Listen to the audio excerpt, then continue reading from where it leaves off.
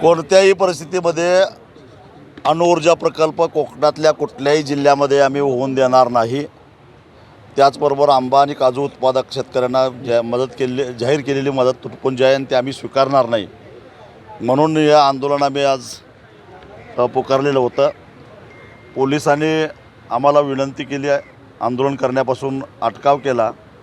त्याचबरोबर भरतीचा कालावधी आहे, आमच्याबरोबर महिलांची संख्या मोठी आहे आणि त्यामुळं कुठं अनुचित प्रकार घडू नये असे विनंती पोलिसांनी केल्यामुळं आणि आंदोलनाचा पहिला टप्पा म्हणून आम्हीसुद्धा अत्यंत समजूतदारपणानं कायदा आणि सुव्यवस्थेची बूज राखण्यासाठी म्हणून आणि आमचा खरं तर सविनय कायदेभंगाचा हे आंदोलन होतं, शांततेच्या मार्गानं आंदोलन होतं आणि कुठं गालबोट लागू नये म्हणून पोलिसांची विनंती आणि प्रशासनाच्या विनंतीला मान देऊन आम्ही तात्पुरत्या स्वरूपामध्ये हे आंदोलन थांबवलेलं आहे। पण आम्ही कसल्याही प्रकारचा सर्वे करण्यासाठी किंवा मोजणी करण्यासाठी कुणी अधिकारी आला तर आम्ही वेळप्रसंगी कायदा हातात घेऊन आम्ही त्याला प्रतिकार करू आणि आंबा काजू उत्पादक शेतकऱ्यांना जोपर्यंत न्याय मिळत नाही आणि अणुऊर्जा प्रकल्प कायमस्वरूपी हद्दपार होत नाही तोपर्यंत आमचा लढा थांबणार नाही असा निर्णय घेऊन आमचं आंदोलन हे तात्पुरत्या स्वरूपामध्ये स्थगित केलं आहे। मुख्यमंत्र्यांनी विधानसभेमध्ये निवेदन केलं होतं की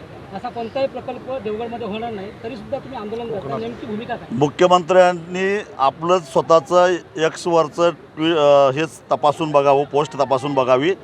त्यांनीच म्हटलेलं आहे की देवगड तालुक्यामध्ये हा अणुऊर्जा प्रकल्प होणार आहे। जरी पालकमंत्री होणार नाही असं म्हणत असले तरी मुख्यमंत्र्यांनी मात्र स्टेटमेंट केलेलं आहे आणि म्हणूनच मुख्यमंत्री हे पालकमंत्र्यापेक्षाही वरिष्ठ आहेत आणि म्हणून आम्हाला आंदोलन करावं लागलं।